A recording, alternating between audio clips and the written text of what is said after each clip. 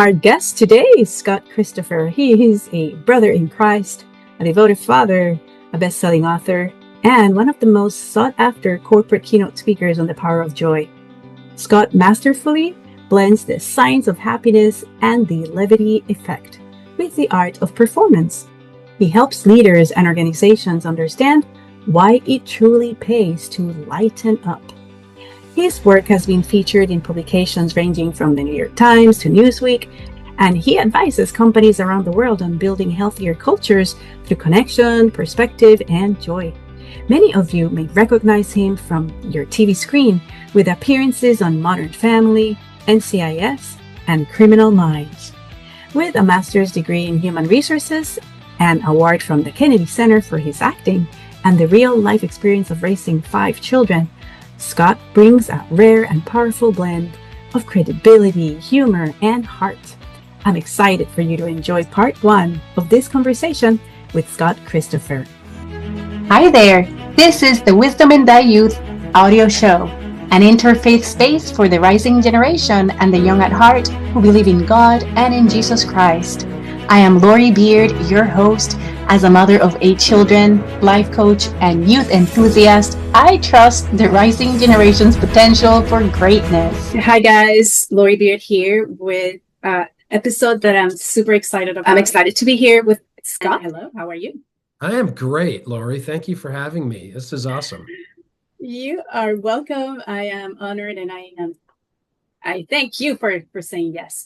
Where are you calling in from or checking in from? I am right now. I'm at my home in Nashville, Tennessee. Are you familiar? Have you been to Nashville? I went in the 90s. I went to Opryland. Oh, nice. It was my first state I ever visited from Puerto Rico. Oh.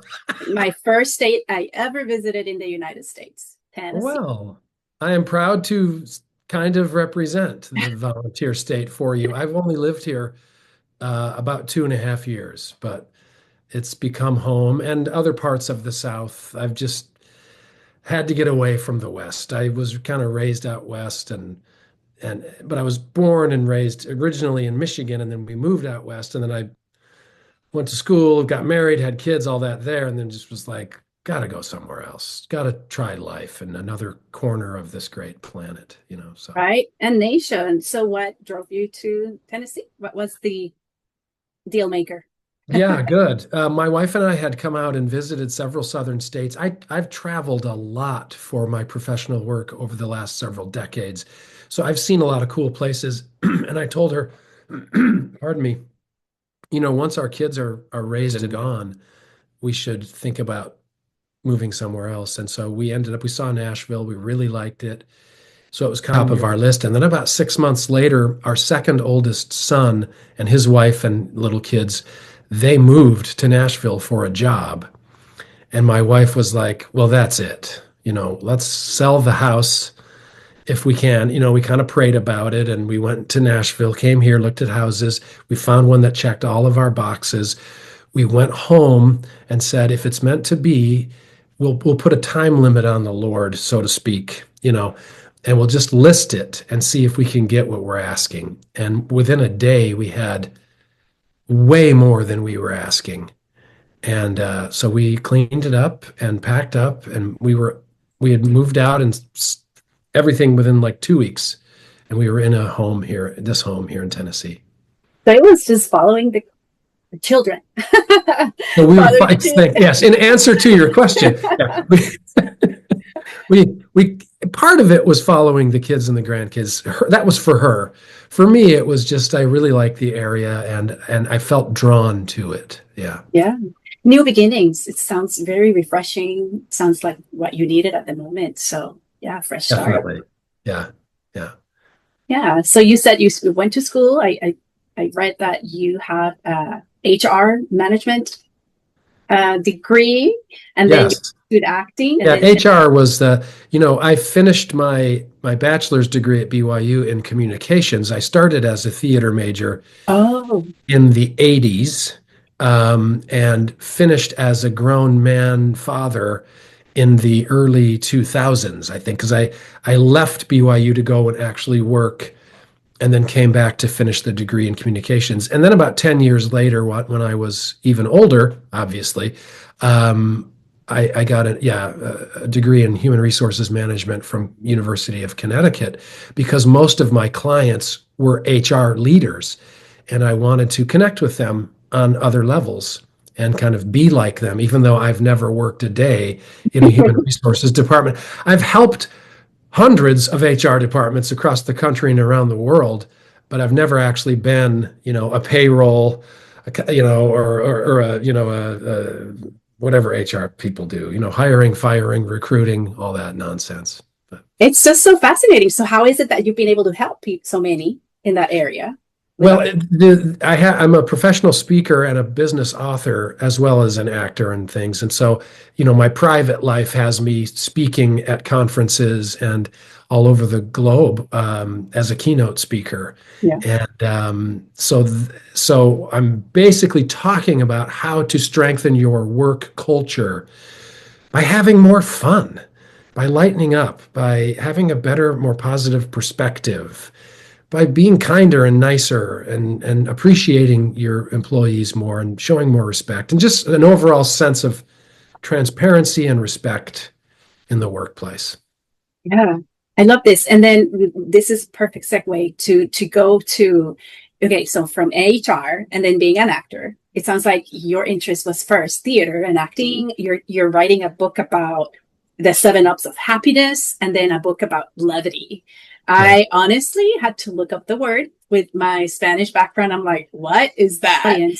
Tell the audience more about what compelled you to write those books, about happiness, about levity, and Excellent. how has it helped you? That's a great question. Why write that? Is literally I had been a self-employed actor, speaker, host. I MC things, kind of just anything that puts me in front of a crowd is where I want to be. That's just how I was since I was 3 years old. I wanted to perform. And so I did that for as long as I could. And then 9/11 hit and it just changed everything. A lot of the work that I was doing went away. And so I thought, I'm a father, I have children here and a wife. I need now to actually get a job. And I had jobs before, off and on, just different things as my circumstances permitted. But I connected with a company in Salt Lake City called O.C. Tanner, which is a global organization that helps companies better recognize their employees and appreciate them. And I had known a couple of the leaders there for a number of years. I had done some freelance work for them. And at one point, one of them said, who's now one of my very best friends, Adrian Gostick, he said, will you ever consider coming to work here? I said, as what? They said, don't worry, we'll find something. Because, and I love this, they, not to toot my horn, but what they do is they find great talent and they know a good person when they see one and they go, we just need you in this organization and we know that there's a place. So basically we crafted for me a job in which I was in charge of presenting and training to their clients around the world, teaching them how to better recognize their people, how to do all the things that we ended up writing about in books. And so at one point while I was there at work in these meetings, feeling like this outsider and just another meeting, oh my gosh, and everyone's so serious and so focused, which is great, it's important. But I was just like, oh, there's no humor. There's no laughter. It's too grave. And so I came up with the idea of writing a book about lightening up in the workplace, in the work world. And Adrian, who was my boss at the time, agreed to be the co-author because he'd already had several serious business books published. And I talked him into it, and kind of the rest is history. We published the book through Wiley Publishing out of New York. And I've been speaking on that topic. Even after I left O.C. Tanner, I have the rights to the book and everything. And so I've been kind of the levity guy in the world of corporate speaking for the past 15 years or so. Well, actually, it came out in 2008, so now it's 17, 18 years. That's so awesome. Have you considered certifying people on teaching levity? So there's more levity guys and gals out there? Definitely. It's just and we came up with some ways of doing that early on, but we were just so busy that it kind of fell by the wayside. It was like, why should we, train more people to do this when we have a lot of work ourselves and we like having the work? Yeah. Like, I don't want to share it with anybody. But now as I'm getting older, Lori, it's a great question, because now I'm starting to think about taking some of the things that I've learned and taught and just kind of adding that to my suite of product offerings, which is take this to your own organization and, train the trainer kind of thing. Yeah. That's it's a legacy you can leave behind, like Covey certified people, Maxwell certified people. So you can do the Scott Christopher certified on levity. Si tienes interés, puede ser la primera. Claro que sí. All right. We won't translate that. It was we won't. Inappropriate. Oh my goodness, that's funny. I see that helped the corporate. I did a training in a Marriott, and you're right. I think my personality, not that I wrote a book on it, but my personality allowed for them to listen up in there. I'm like, come on, people, before we start this training, we need to listen up. But I think this is so important what you're doing, that, come on, it has to be part of the corporate culture. Like, it has to be part of, like, just take things a little bit lighten up. We can make fun of ourselves. We can just have better leader team connections and communication if we just don't take us seriously. There's so many people in supervisory or leadership management positions. Management and leadership obviously are two different concepts entirely, but they're all basically, they have people who are directly reporting to them, and they tend to think that the person I am at home, the fun-loving, gregarious, forgiving, laughing, kickback, whatever, just eating off my chest, whatever, it's just a regular person, that somehow that just won't work in terms of having respect from my subordinates and them honoring my authority.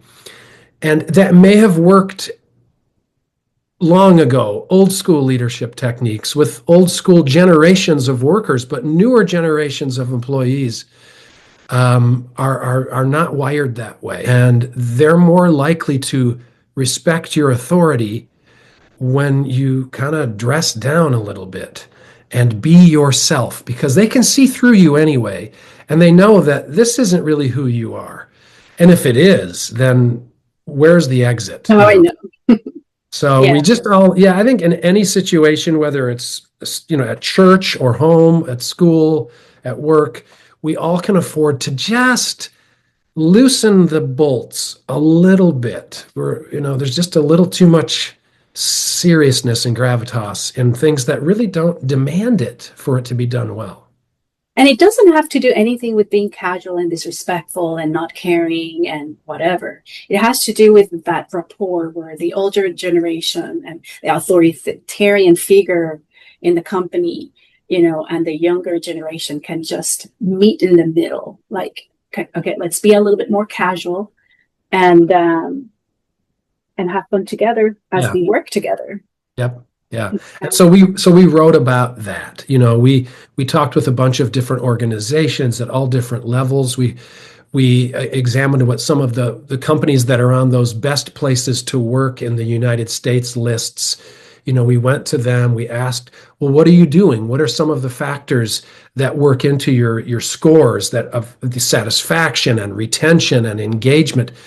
And we found a common thread was that levity, or lightening up, humor, fun at work, those sorts of factors that are more fleshy, they're more people skills, rather than things that you've learned in business school, which they don't teach lightening up in business school. They don't teach how to get at someone's heart, how to say thank you even.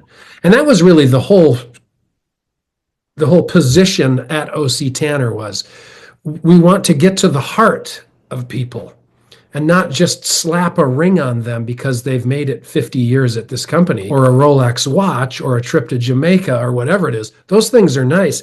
But if you're not presenting them to the employee with heart, if you're not describing to them why you love them so much in their role, then it's just so much stuff and it has no real meaning. But if you do it right, a tiny little trinket that has no real intrinsic, the value of it isn't great.